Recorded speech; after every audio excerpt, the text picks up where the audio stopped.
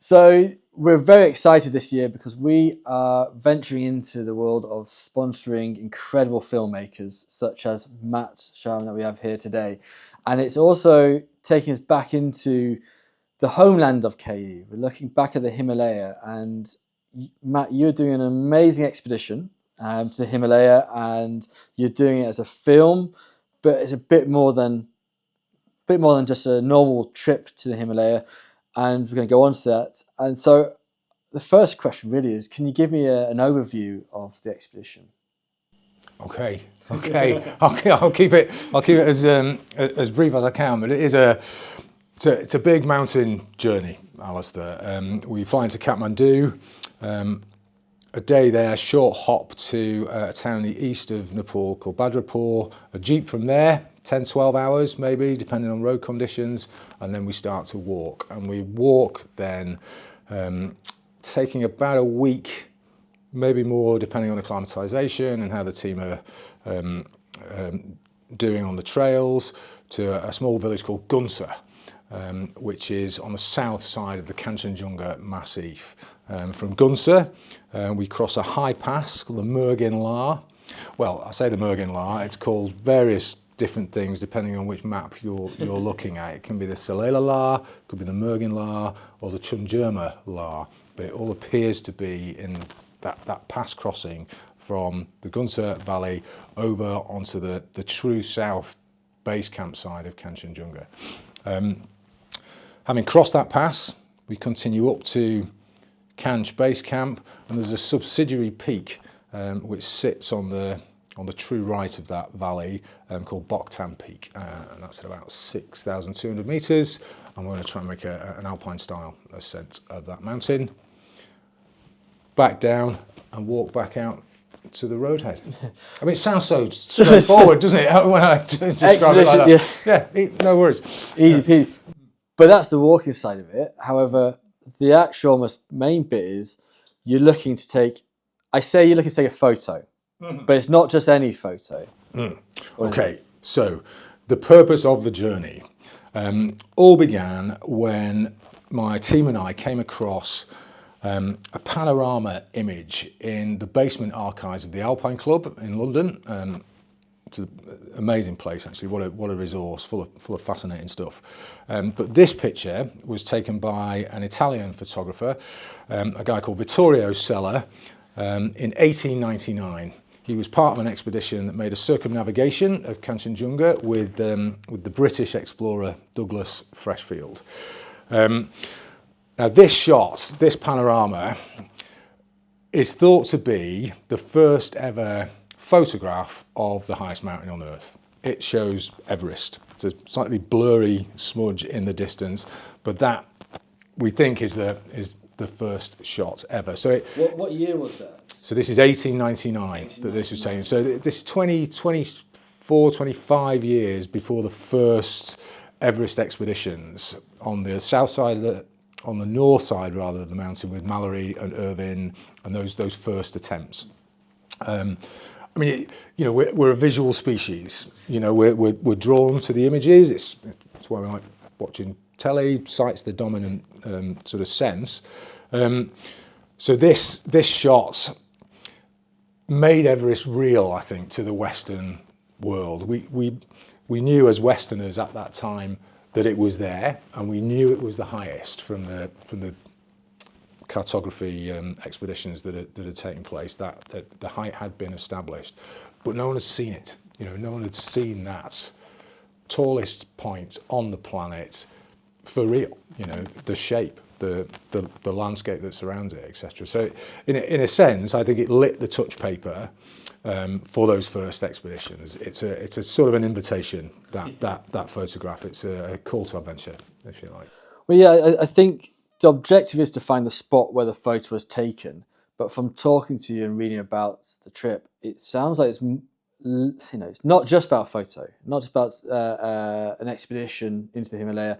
It's almost going back into the journey and power of photography.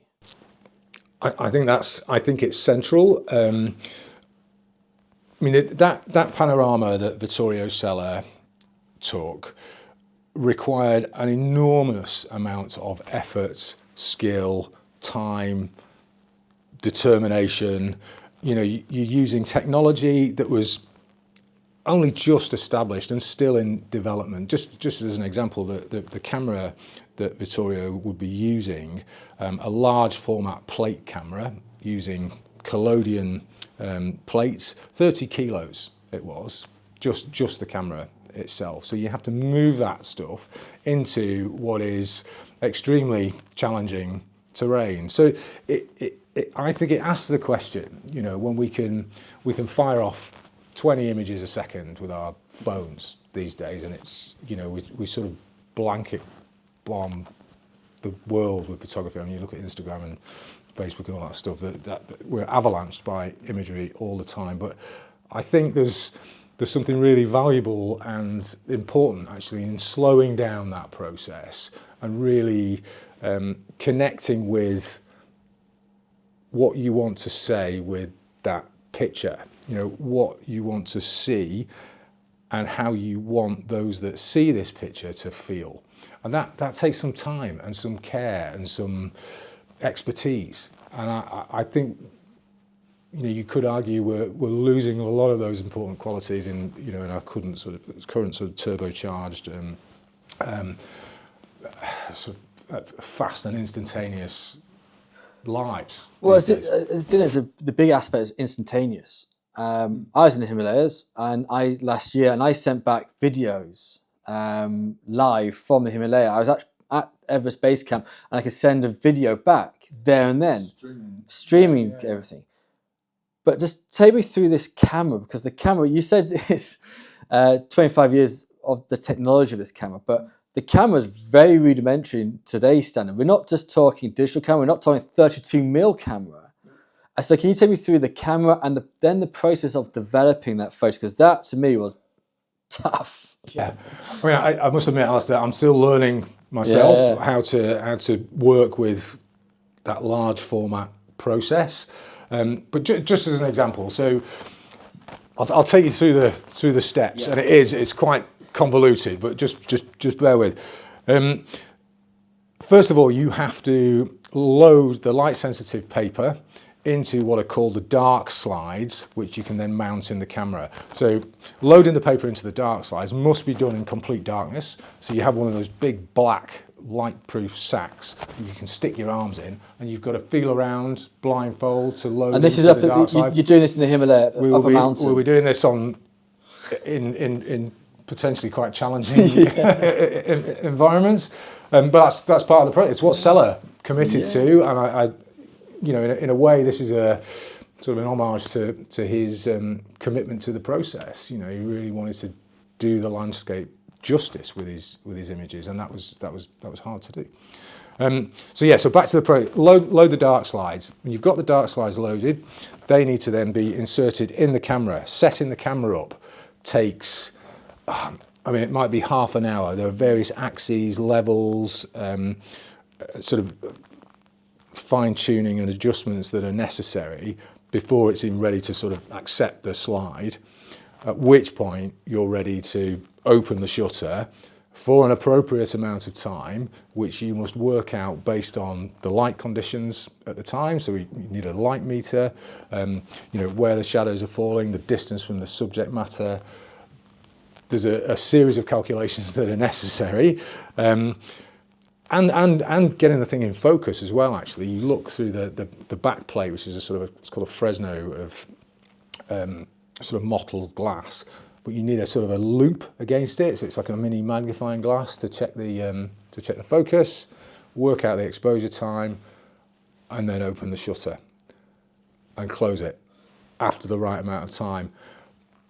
Now that can all take ages. You know, you might be half an hour faffing with that, and you just don't know if it's worked. You have to then take the dark slide out, take the photo paper out of the dark slide, all in the dark bag, so it doesn't get exposed to at the top of a mountain. To, the side of one of the highest mountains. I'm really hoping I'll be in a tent or something at that point. Get on that, and then back to a dark room environment. So in that classic dark room, you know, trays with developing fluid in them and all that. Yeah, but we're not talking a dark room even on the mountain. We're not talking even in Kathmandu. We're talking a dark room. This is going to return to the UK, So, which in itself is fraught with danger. you said paper before, but isn't it glass? It's quite a fragile. No, the camera we're using, unlike Sellers actually, so we're giving ourselves a bit of a fighting chance. They're not glass plates for this. It is photographic paper. So yeah, but getting the photographic paper through X-ray machines at airports, some X-ray machines, the X-rays that they put through it can damage the exposure. So it's we're going to have to use charm. And a lot of chat to try and convince the officials at the airport to allow us to move the photographic paper through without it going through the X-ray machine. And that's going to be weeks later. So it kind of brings back to that fact. Oh, and also it's weeks later, but you might develop it and it might not come out, and you can't exactly pop back. You made me nervous thinking about it. Yeah. I mean, I think if it was easy, there was a sense in which would it be worth doing? There is a real mission on here. There's a lot that can not go wrong, but there's a lot that can not work out. But we're really going to do our best in a way to acknowledge Vittorio Sella's practice. It's just to feel connected to the dedication he showed through our attempt to recreate some of his iconic stuff. I think because you're not just going by yourself, so it'd be good to kind of introduce the team going, and part of the team is a professional mountain photographer, and so it's going to be looking at how a professional mountain photographer in the 1890s was doing it and how it's done now. And you talk even about using drone technology to find this setup. So it's an amazing sort of contrast. Fascinating. I think, well, the other sort of key person on the team, if you like, so there's myself. We're taking a really talented director of photography, a guy called Matt Hardy, extremely capable in the mountains, but also really, really good with film cameras. But the other chap that's coming is a guy called Hamish Frost. Now, Hamish is an extremely skillful contemporary adventure photographer. He's really good at what he does. And Hamish is the modern day Sella. So Sella would not be stood in the valley with a long lens looking up at the peaks or the mountaineers or whatever and filming that. Sella was up on the peaks with the mountaineers, tied into the rope. Sella made the first winter ascent of the Matterhorn as an example of his sort of talents and abilities. Now Hamish takes the same approach. Hamish is tied in with some guys climbing hard Scottish ice, grade 8, grade 9, really, really difficult stuff, and yet he's capable of using his digital system to shoot some phenomenal stuff. So it's going to be really interesting to see how Hamish's current practice and Sella's practice differs, but actually also where is it similar? In a way we're sort of going to dissolve that 125 years between them and see what's left. I know Hamish shoots digital, he'll shoot burst frames, so 20 frames a second. Now Hamish won't be able to do that with the large format camera. So what does he have to change about the way he approaches creating that image? And what can Sella teach us about taking the time and the care and the sort of hard yards, if you like, to move this stuff into position and execute a good shot? Yeah.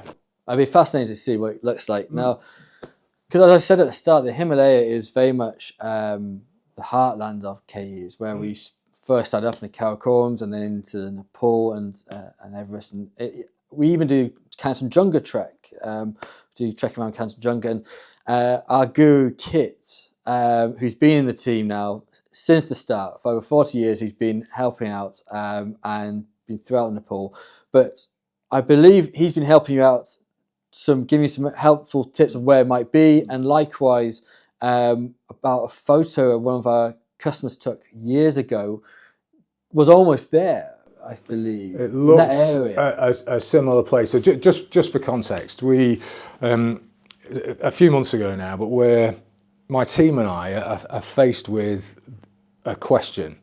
You know, that's the image that Seller took, but where was it taken from? Now, you know, you can get a vague idea. You know, Everest is, you know, about 90 kilometres that way. Kanchenjunga's about a mile that way. There's Janu. So you're getting a bit of a vague means of triangulating the position, but it's, you know, you can be out by half a mile and you can be in the wrong valley entirely or not seeing anything like what. So I mean, as you know, the terrain there is complex and hard to navigate, and you know, errors in triangulating the position can put you in a place where you see entirely different vistas. So I wondered to myself, who might be able to assist in this research process? You know, who might be you know, helpful in this? And Kit, who I've known for a lot of years, is a knowledgeable, intelligent, you know, a genuinely engaged chap. We'll you know, cut so that he, bit out. And yeah. So yeah. Don't tell him. Yeah. So, but he did. He was super helpful. I mean, we had, you know, we had Google Earth open. We had various maps out on the desk. We're trying to work out from Alpine Journal entries from 1900 by Douglas Freshfield the route they went and how they approached it. Where might they be?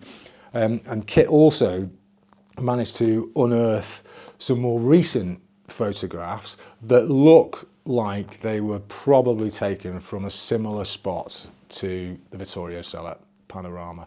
It seems to be in roughly the same sort of distance from Janu, which must mean it's sort of there or thereabouts. So it's another piece in the jigsaw puzzle. You know, we're sort of gathering little snippets of evidence and information, and you're using his journal as well a little bit, are you, to help find his original journal from the 1890s. There is. So there's a few really helpful sort of sources of information. So Douglas Freshfield, the expedition leader, wrote a fairly lengthy article that appeared in the Alpine Journal in 1900, which talks about the route and where they were, references Seller's work, etc., etc. Freshfield also wrote a book about those experiences called Round Kanchenjunga. It's excellent. It's a real, one of the original sort of adventure travel stories. Absolutely fascinating. We've got the shots that Seller took, and also other references that we've come across online that speak about Seller's work and where he was and how he approached it. So those, it's almost like building a jigsaw puzzle, but you're not quite sure what the end picture is going to be. But yeah, it's a fascinating thing. That's the process. Yeah. But kind of almost the aspect is you are filming this. It's been documented, and it's going to be a fascinating documentary to watch. I can't believe it's only going to be half an hour. How are you going to fit everything into 30-ish? I can't believe that either. Yeah.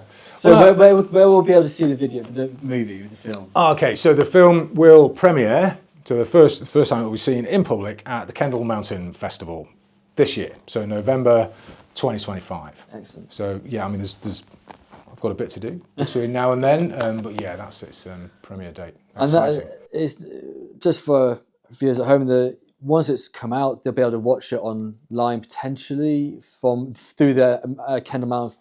Absolutely. Kendall are really good at this. So there's the festival itself, which runs over 4 days. It's probably the best the world has to offer in terms of adventure filmmaking, photography, literature. It's a fantastic few days. But after the festival, they tour the best of Kendall. So the best films travel around the country at various venues and cinemas and all the rest of it. And they also have an online viewing facility as well. So that's when the access gets a bit more, democratic. You don't actually have to be in Kendall to see this stuff. You can watch it wherever. It tours all over the world. I think China and America have got it goes over there, so forth. So it's fascinating. We're really excited. It's a great sort of thing. It's very, very key, as we say. So we're really excited to see how it comes out. And obviously, this is filmed before you go.